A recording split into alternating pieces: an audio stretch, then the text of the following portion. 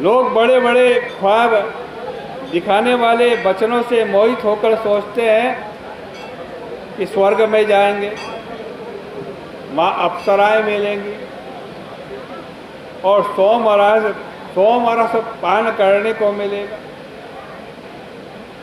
उसके लिए यह करो वह करो, ये यज्ञ करो, ये पुण्य करो, ये दान करो, ये अनुष्ठान करो।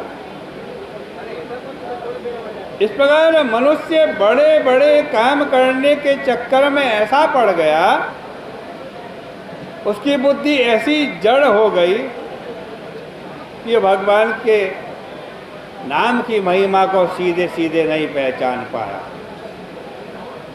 किंतु जो बुद्धिमान पुरुष है वो इस बात को समझते हैं और उनका मन सर्वात्मा भगवान में वो अपना मन जोड़ देते। ऐसे लोग न तो दंड के पात्र हैं और न उनका कोई पाप शेष है, और यदि थोड़ा बहुत कोई पाप है भी तो भगवान का नाम लेते ही वो पाप भी नष्ट हो जाता है। ऐसे लोगों की महिमा देवता लोग भी गान करते हैं और भगवान उनकी सदा रक्षा करते हैं। यमराज ने अपने दूतों से कहा कि तुम लोग अजामिल के पास गए तो गए, अच्छा हुआ बच करके लौट करके वापस आ गए। अब जाओगे तो भगवान के पार्षद तुम्हें चूर चूर कर देंगे। नेशा वयम न च वयः प्रभवाम दंडे। यमराज कहते हैं उन भगवान के पार्षदों को न तो मैं दंड दे सकता हूँ न तुम दंड दे सकते हो। तुम लोग तो उन दुष्टों को लेकर के आओ जो मुकुंद पादार विंद मकरंद रस का पान करने वाले रसज्ञ परमहंसों से विमुख हैं, जो नरक के रास्ते में कृष्ण बांध करके बैठे हुए हैं, जिनकी जिह्वा कभी भगवान के नाम का वर्णन नहीं करती है, जिनका चित्त कभी भगवान के चरणारविंद का स्मरण नहीं करता और जिनके सिर कभी भगवान श्री कृष्ण के सामने नहीं झुकते। उन दुष्टों को तुम मेरे पास ले आओ। यह यमपुरी उन्हीं लोगों के लिए बनी हुई है जो भगवान विष्णु की सेवा नहीं करते, लेकिन जिनके मुख से भगवान का नाम निकल गया, उनको कभी यहाँ यमपुरी में मत लेकर के आना। तुम लोगों से बहुत भारी गलती हुई है। अब मैं तुम्हारी ओर से भगवान से माफ़ी मांगता हूँ। पुराण पुरुष भगवान हमको क्षमा करें, क्योंकि हमारे सेवकों ने आपके पार्षदों का तिरस्कार किया।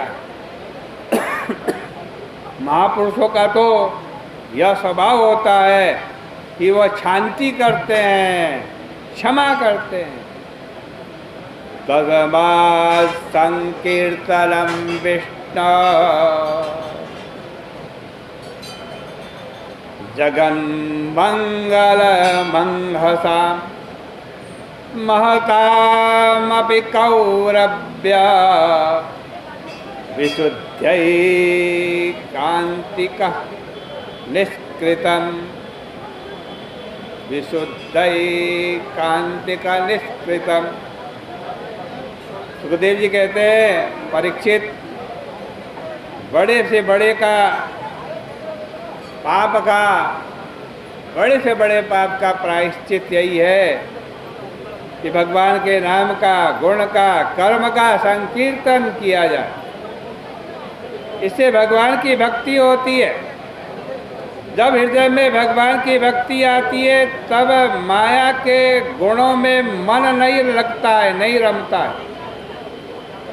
जिसके हृदय में भगवान की भक्ति आती है वह एक बार वासनाओं को आज, जिसके हृदय में भगवान की भक्ति नहीं आती है वह एक बार भले ही वासनाओं को छोड़ दे, फिर भी उसके मन में बाद में वासनाएं आ जाएंगी। यमदूतों ने भगवत भक्तों की ऐसी महिमा सुनी तो वे सब आश्चर्यचकित हो गए और तब से वे भगवान के भक्तों को देख करके डरते हैं और उनके पास कभी नहीं जाते। सुखदेव जी कहते हैं, परीक्षित, यह अजामिल का गोपनीय इतिहास है। इसको कुंभ संभव भगवान अगस्त जी महाराज ने कहा है और ये अगस्त जी बड़े भारी महात्मा हैं।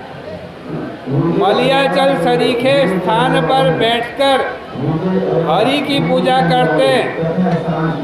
उनके हाथ में शालग्राम का दर्शन करके ऐसा लगता है मानो कोई हाथ में भगवान को लेकर सौगंध खाते हुए कह रहा है कि ये अजामिल की कथा बिल्कुल सत्य है, सच्ची है, कभी झूठी नहीं हो सकती।